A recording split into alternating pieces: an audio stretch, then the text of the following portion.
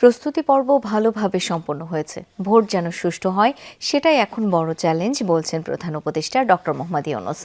যমুনায় নির্বাচনের প্রস্তুতি বিষয়ে সরকারের উচ্চ পর্যায়ের বৈঠক শেষে এই তথ্য দিয়েছে প্রেস উইং। বলেছে, ভোটে আইন শৃঙ্খলা বাহিনীর প্রায় 9 লাখ সদস্য মোতায়েন থাকবে। একই সাথে 10,000-এর বেশি পর্যবেক্ষক নিয়োগ দেয়া হবিগঞ্জের পাশার কার্ড বিতরণ স্থগিত করা হয়েছে। সিলন টি রপ্তানিতে শীর্ষে। শনিবার সন্ধ্যায় প্রধান উপদেষ্টার বাসভবন যমুনায় নির্বাচনের প্রস্তুতি বিষয়ে সরকারের উচ্চ পর্যায়ের বৈঠক অংশ নেন প্রধান উপদেষ্টা, নির্বাচন কমিশন সচিব সহ দায়িত্বশীলরা। এই বৈঠকে ভোটের আইনশৃঙ্খলা সহ সার্বিক প্রস্তুতি নিয়ে আলোচনা হয়। আইনশৃঙ্খলা বাহিনীর বডি ক্যামেরার ডেমো দেখেন প্রধান উপদেষ্টা ডক্টর মোহাম্মদ ইউনূস।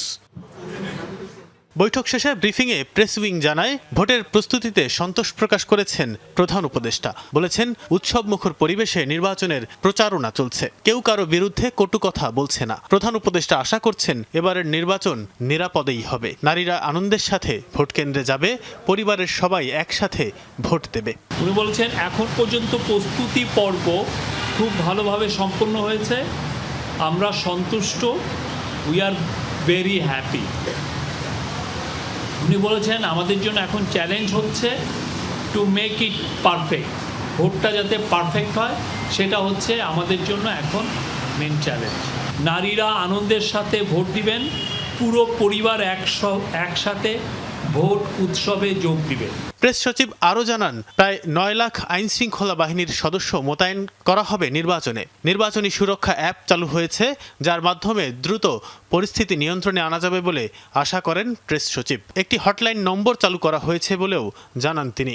নির্বাচনে বিদেশি 400 এবং দেশি 50,000 পর্যবেক্ষক থাকার কথা জানান শফিকুল আলম। পাশাপাশি 120 বিদেশি সাংবাদিক নির্বাচনের সংবাদ কাভার করবে বলেও জানান তিনি। নির্বাচন সুরক্ষা অ্যাপটাও এখন পুরোপুরি চালু হয়ে গেছে এবং এই নির্বাচন সুরক্ষা অ্যাপটা শুধুমাত্র ইউজ করবেন যারা নির্বাচনের দায়িত্ব নিয়োজিত কর্মকর্তা এবং সিকিউরিটি অফিসিয়াল।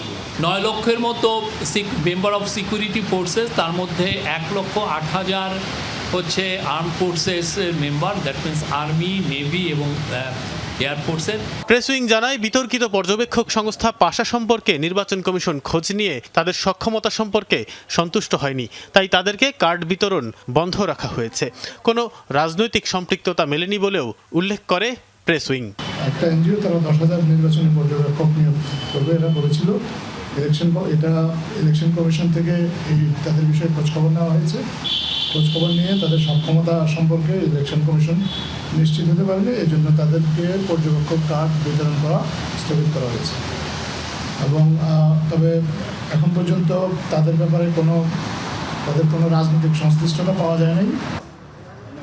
শুক্রবার সাংবাদিকদের উপর পুলিশের হামলা প্রসঙ্গে এক প্রশ্নের জবাবে প্রেস উইং জানায়, সাংবাদিকদের নিরাপত্তা নিয়ে কোনো ঝুঁকি নেই। সাংবাদিকদের নিরাপত্তার কোনো ঝুঁকি নাই।